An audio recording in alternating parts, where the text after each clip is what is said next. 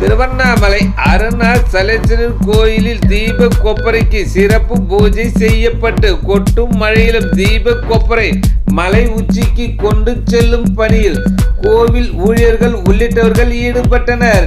நிலைத்தாலே முக்தி தரும் திருத்தலமாகவும் பஞ்சபூத ஸ்தலங்களில் அக்னி ஸ்தலமாக விளங்கும் பிரசித்தி பெற்ற திருவண்ணாமலை அருணாசலேஸ்வரர் கோயிலில் கார்த்திகை தீப விழா கடந்த 4ஆம் தேதி கொடியேற்றத்துடன் தொடங்கப்பட்டு தினமும் காலை மாலை வேளைகளில் சாமி வீதி உலா நடைபெற்று வருகிறது.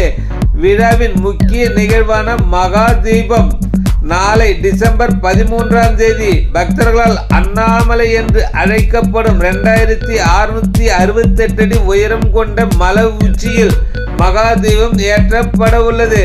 தீபம் ஏற்றுவதற்கான கொப்பரை அருணாசலேஸ்வரர் கோவிலில் சிறப்பு பூஜை செய்யப்பட்டு கொட்டும் மழையிலும் தீப கொப்பரைக்கு மலைக்கு கொண்டு செல்லப்பட்டது.